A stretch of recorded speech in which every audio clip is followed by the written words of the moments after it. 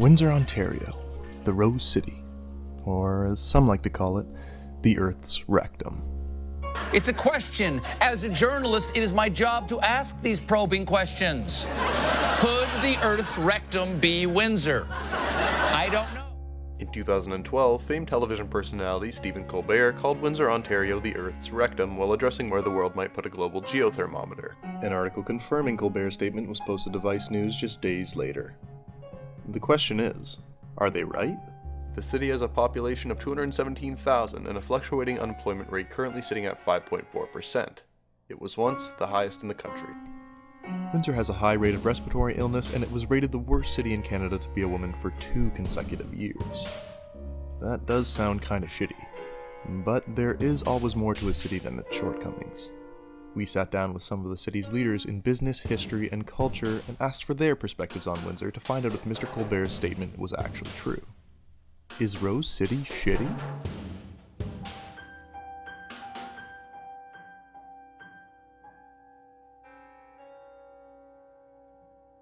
My name is Yvonne Pilon. I'm the President and CEO of WeTech Alliance, a technology innovation accelerator right here in Windsor, Ontario. I've lived here for my whole life, and it's provided me with opportunities that have allowed me to grow, and I've never really wanted to leave.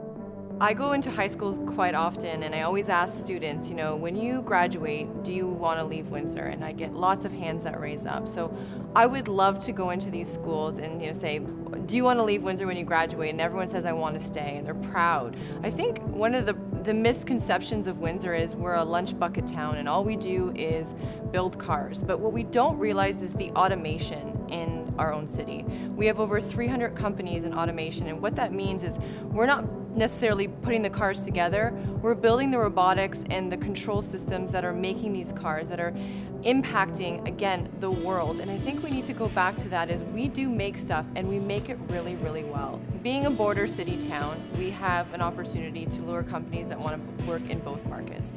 Companies move to cities with good infrastructure, so having infrastructure that allows people to move goods into another country quickly, I think is a really big asset. We are based from a very entrepreneurial, innovative technology background. Those are our roots. So most people don't know the POMIN term, so the child-proof medicine cap was patented here in Windsor. The first electric car system, Windsor, Ontario. The first Burger King in Canada, Windsor, Ontario.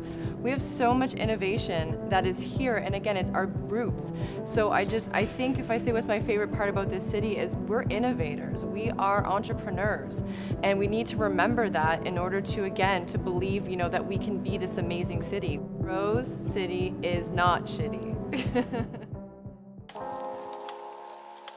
I'm Marty Gervais. I teach at the University of Windsor, but I'm a writer, and I've written a number of books about Windsor. I'm also Windsor's first poet laureate. I think the question is a really interesting question from the point of view that it would actually be asked, because only in Windsor would you ask that question. Windsor's like a small town, but in the body of a big city.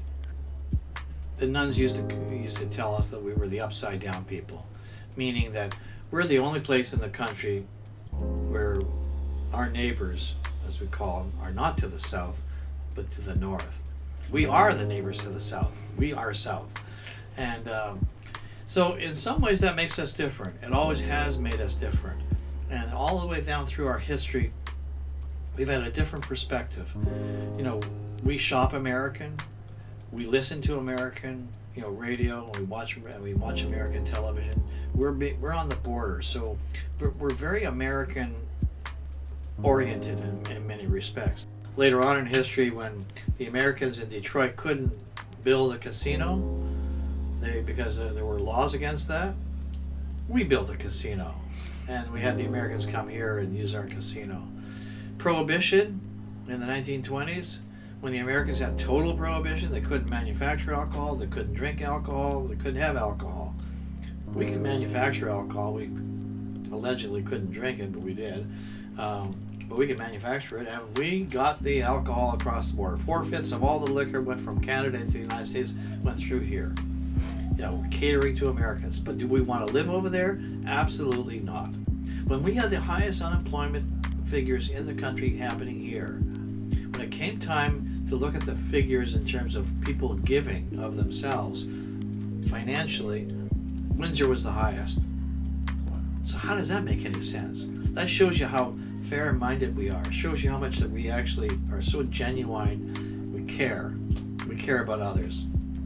I love the city. I mean, I think it's a great city. I don't want to live anywhere else. Is Rose City shitty? No, it's not. I think it's a great city.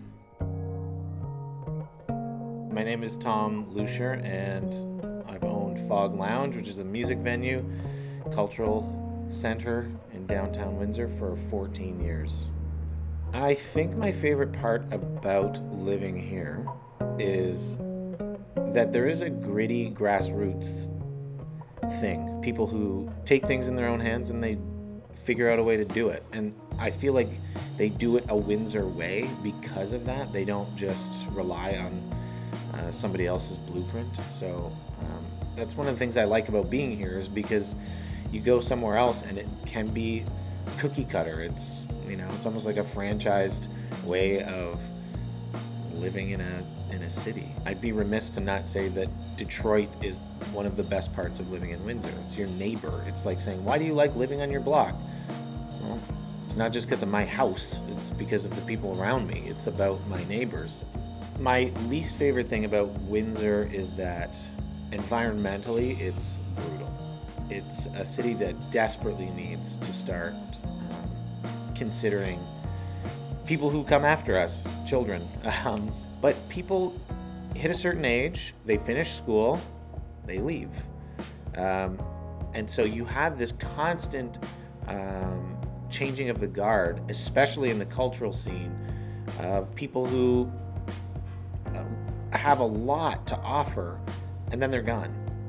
So yeah, no, Rose City is not shitty. It is a place that, like I said, is an unbelievable support system for local creatives and people who have the good things at heart and good intentions. The support for that from this city is, I think, unlike anywhere else you would go in Canada. We have it really good. We have great opportunity here, and I'm happy to be here. Huh. Maybe there is more to some things than how they appear on the surface. Maybe we just need to have a little faith in ourselves, embrace who we are, what we believe in, what we stand for, our culture, our heritage, our craft. Maybe we just need to sit back and stop shitting on our city. After all, there isn't a rose that doesn't have thorns.